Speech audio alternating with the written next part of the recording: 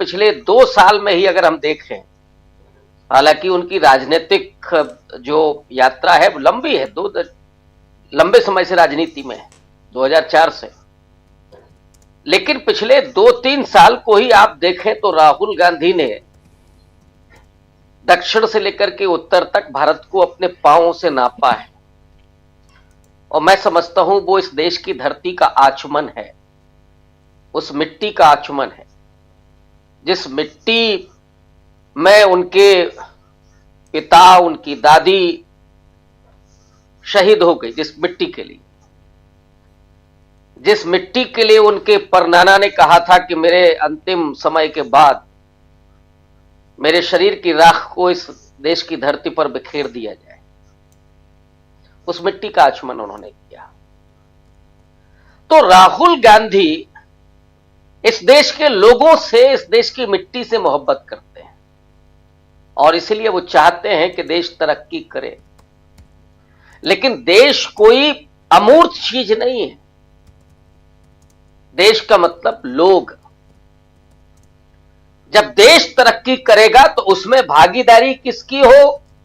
इस देश के लोगों की, इस देश के मजदूरों की, किसानों की, गरीबों की, वंचितों की, दलितों की, पिछड़ों की, महिलाओं की, अल्पसंख्यकों की, सबकी भागीदारी होनी चाहिए और इस देश की तरक्की में सबका योगदान होना चाहिए। ये देश किसी अंबानी और अडानी का नहीं है। हालांकि मोदी जी के लिए अंबानी और अडानी ही है, और इसीलिए राहुल गांधी हमारे दो की बात करते रहे कि असल में मोदी जी के लिए क्या है देश। और अभी भी हम लोग देख रहे हैं, जो सवाल आपने खड़ा किया कि आज रात को 10 बजे जो लोग आएंगे, क्या उनके पांव में बेड़ियां और हाथों में हथकड़ियां होंगी? जो प्रधानमंत्री शरेआम और बेशर्मी के साथ अडानी के रिश्तों को स्वीकारता ही नहीं है, उसकी बार्गेनिंग अडानी के लिए होती है। पहुंचने से पहले ही अडानी पर जो केस था उस एक्ट में परिवर्तन किया जाता है और बदले में जो कीमत वसूल की जाती है इस देश से, मैं समझता हूं कि इस देश में इतने प्रधानमंत्री हुए और इस देश का कोई भी राजनीतिक व्यक्ति, बस शर्त यह है कि वो संघी ना हो, वो कभी भी इस तरह का समझौता नहीं कर सकता कि आप हमको तेल बेचो, गैस बेचो, लड़ाकू हवाई जहाज बेचो और हमारी सारी संपत्ति ले लो। हमने साहब गलती की, माई बाप, हमने रूस से तेल लिया, हम तो आपसे लेंगे, बस हमारे दोस्त को बख्श दीजिए। इसलिए जब आप राहुल गांधी और नरेंद्र मोदी के बीच तुलना की बात करते हैं तो वो तुलना आपको जमीन और आसमान के बीच फर्क की तरह दिखाई पड़ती, इस देश के लोगों को दिखाई पड़ती। नरेंद्र मोदी ने आज तक इस देश के लोगों के लिए क्या किया है, कोई जरा बता दे। नोटबंदी में क्या किया था, और फिर ताली पीट करके हंस भी रहे थे, बहुत लोग लाइन में लग करके मर गए, शादियां टूट गई। भला कोई शादियों के टूटने पर अट्टहास कर सकता है? नरेंद्र मोदी कर सकते हैं। और उसके पीछे पृष्ठभूमि आरएसएस की, जिन्होंने गांधी की हत्या पर मिठाइयां बांटी थी, उसी परंपरा में आते हैं, वही पुरखे हैं उनके। कोरोना काल में चुप्पी साधे रहे और महज 4 या 6 घंटे के समय देने पर लॉकडाउन हो गया साहब, और गुजराती 2 बसें लेकर के गुजराती लोगों को बचा करके ले गई। बाकी नॉर्थ इंडियन मरते हैं तो मरने दो, उत्तर प्रदेश के, बिहार के वो मर रहे हैं, मरने दो। जानवरों की तरह हाके गए, प्रधानमंत्री खामोश था। चीन की घुसपैठ के समय प्रधानमंत्री खामोश था। और राहुल गांधी जो बराबर चेताते रहे, नोटबंदी के समय पर भी, कोरोना के पहले भी, यही मोदी और ट्रंप की जोड़ी थी। गुजरात में जो हो रहा था, ट्रंप साहब की अगवानी हो रही थी, उसके बाद कोरोना वायरस फैला इस देश में। तो मोदी जी ने तो इस देश के लोगों को दांव पर लगा करके अपनी सत्ता को बनाए रखा और अपने दोस्त की झोलियां भरी। दूसरे नंबर पर पहुंच गए थे साहब अडानी साहब। थोड़ा सा ही मामला रुक गया, वरना वो तो दुनिया के नंबर 1 अरबपति होते।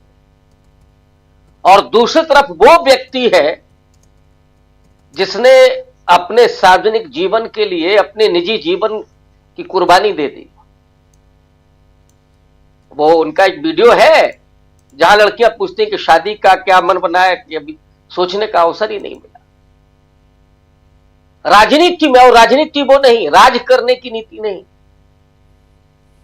इस देश का समाज कैसा हो, वो गांधी के सपनों का भारत, नेहरू का डेमोक्रेटिक स्ट्रक्चर और डॉक्टर अंबेडकर का सामाजिक न्याय, ये इस देश को चाहिए। हिंसा खत्म हो, नफरत खत्म हो और इस देश की संस्थाएं मजबूत हो। लेकिन हो क्या रहा है? संघियों के हाथ में सत्ता है तो इन सब की उलट होगा। और इसलिए मैं कह रहा हूं कि यह तुलना बहुत बेमानी है, जमीन आसमान का अंतर है।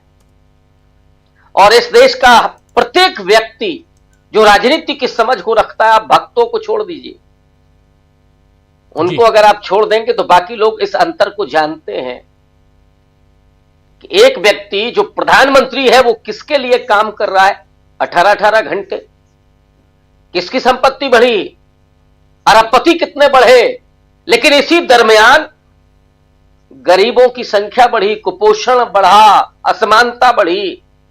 ये सब काम कर 18 घंटे काम करने का नतीजा है। अब आप समझ सकते हैं कि राहुल गांधी और नरेंद्र मोदी के बीच क्या तुलना हो सकती है और क्या असमानता और असमानता है। एक देश के लिए जीतता है, दूसरा अडानी के लिए काम करता है 18-18 घंटे।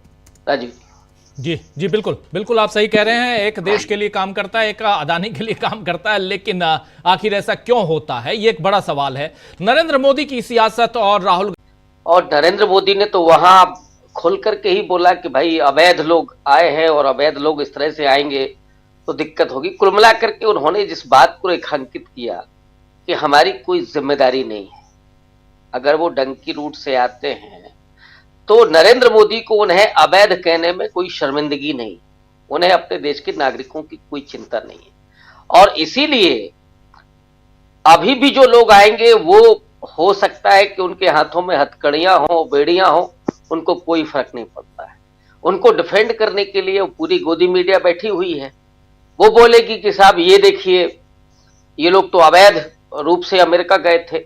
जब इस देश के किसानों के लिए उनको खालिस्तानी कहा जा सकता है, अब उन्होंने राष्ट्रध्वज का अपमान नहीं किया, लेकिन जिस तरह से उनको देशद्रोही तक कहा गया मीडिया के जरिए, तो मोदी जी मुतमईन हैं, उन्हें मालूम है कि बैठे हुए लोग उनकी सुरक्षा करने के लिए। तो इसलिए मुझे नहीं लगता है कि मोदी जी को कोई चिंता हो। बाकी जो इलेक्टोरल पॉलिटिक्स है उसके लिए हम सब जानते हैं कि चुनाव आयोग क्या करता रहा है, क्या कर रहा है और आगे भी क्या करेगा, उसकी भी उनको कोई चिंता नहीं है। मोदी जी को चिंता सिर्फ अपनी सत्ता की है और अपने दोस्तों की, इसके अलावा किसी और की चिंता है नहीं। उन्हें मालूम है कि अगर वो दोस्त सुरक्षित हैं तो उनकी कुर्सी भी सुरक्षित है, क्योंकि देश के लोगों से नहीं, वो इस बात को मानते हैं कि जो देश के नागरिक हैं वो हमको वोट करें ना करें, वो नाराज हो ना हो, लेकिन अडानी साहब हमारे लिए खड़े होंगे।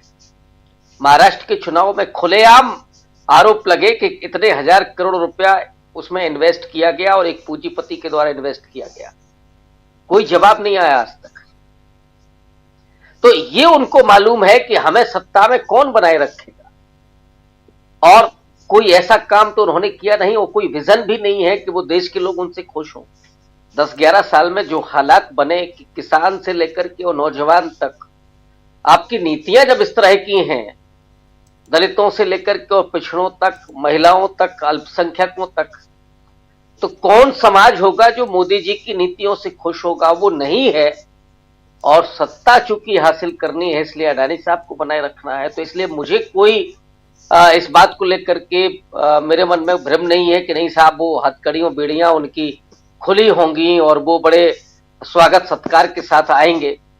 मुझे लगता है कि उसी तरह से अपमानित करके भेजे जाएंगे। इस बार ये हो सकता है कि हथकड़ी और बेड़ियां ना हो, लेकिन प्रताड़ना उतनी ही होगी और उतनी ही यातना झेल करके वो लोग पहुंचेंगे। देखना ये है कि जब वो पहुंचेंगे तो क्या बयान आते हैं और किस तरह से सरकार उनसे निपटती है। हालांकि उसको कोई फिक्र है नहीं, मैं ये मानता हूं। जी, कोई फिक्र नहीं है। लेकिन क्लोजिंग कमेंट के लिए गर्ग साहब आपके पास आना चाहता हूं। बहुत कुछ हम लोग बहुत सारी बातों पे चर्चा कर रहे हैं एक साथ, बहुत आयामी चर्चा है ये, जिसमें न्यायपालिका भी है, पॉलिटिक्स भी है, राहुल गांधी भी हैं और नरेंद्र मोदी जी भी हैं, और उधर प्रयागराज भी। अभी एक खबर और मिल रही है कि प्रयागराज